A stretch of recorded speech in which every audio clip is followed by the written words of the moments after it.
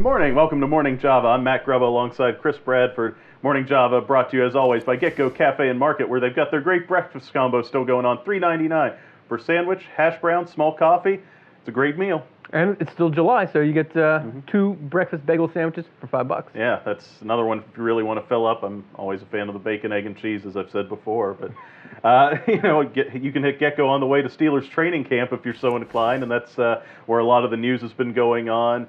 Good news from the Steelers camp about Ramon Foster and his availability going forward. Yeah, that was huge news. I was out at Latrobe on Saturday when Ramon Foster went down, and first sign of things, you see the big man go down.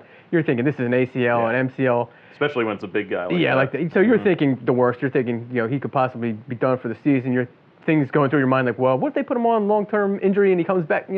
6 months he might be back for the Super Bowl. Well, fortunately for the Steelers, unfortunately for Ramon Foster, it looks like he's only going to be out a month. He just hyperextended the knee, pretty deep bone bruise.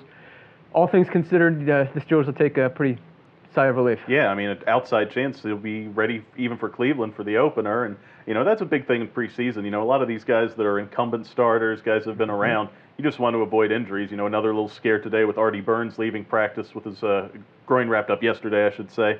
We'll see what his status is going into today's practice, and hopefully the Steelers can avoid too much of that. They haven't even stepped on the field for the first preseason game. That's still coming next week. Yeah, I mean, obviously injuries are guaranteed in the NFL, but there's one thing, you're starting to see why so many guys do not like attending training camps. Yeah.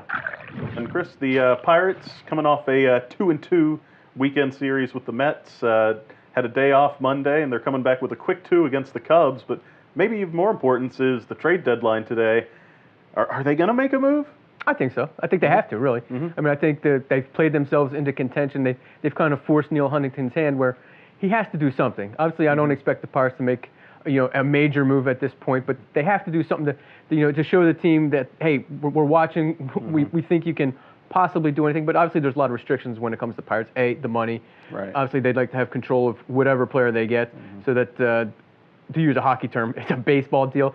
So not only are whoever they get would help them this year, but also down the road. Yeah, and pitching is one thing that gets talked about a lot with them. But would you think they're more likely to go for a starter like the name that everyone throws out is Chris Archer from the Rays, but then also relievers have been talked about. Kayla from Rangers is a guy whose name has come up. Which way do you think they'd be more likely to go, starter or reliever? Yeah, I mean, a reliever to me would seem like kind of a nice luxury to have, but to me, I would try to get a starter. I mean, Archer's obviously the name that's been out there the most. I think if they could get a guy that's going to be in the rotation and again have him for next season, I think that's a guy who I'd be looking to get, because you've seen some of the Pirate starters.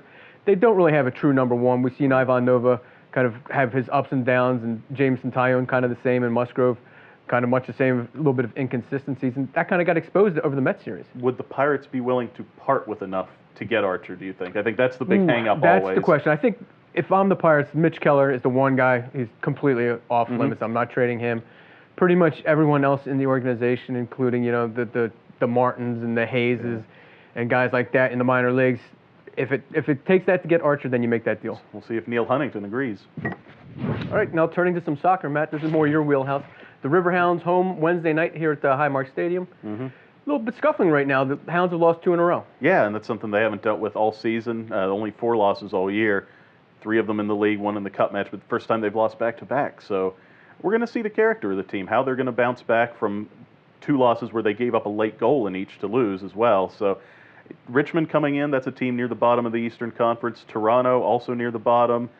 These are teams that the Hounds have already beaten this year, so the schedule lines up for them to have a quick bounce back, and they're going to need to, because right now the top of the Eastern Conference is all jammed up. Well, the Steelers have started their training camp. Duquesne getting a little bit ahead of the curve this week up on the bluff. Yeah, it's July, and we're already starting college football with the Dukes, but that's a byproduct of them playing Hawaii this year. They get an extra bye week in their season, so they get to start a week early. And, they're getting ready for a season where they think, they're going to contend for the NEC title. They were picked second in the preseason poll, and, they have their eyes set on their second ever NCAA playoff appearance in the program's history, and a lot of that's going to be behind an offense with some high expectations. You've got junior running back A.J. Hines, who I got a chance to speak to. Hopefully you'll check out the story on the site. He's already a 2,000-yard rusher in his first 2 years at Duquesne, already 8th on the school's all-time list. And He's coming off a shoulder injury. He's got high expectations for himself. Wide receiver Nahari Crawford for the Dukes. He was the FCS leader in regular season receiving touchdowns last year. So you've got two big weapons. In total, you also have two linemen that were picked preseason All-NEC. So there's a lot to look forward to for the Dukes. But we're just going to have to see. They're the first ones out on the field, even before Pitt. So it's sort of a different feel for them late July in full pads already.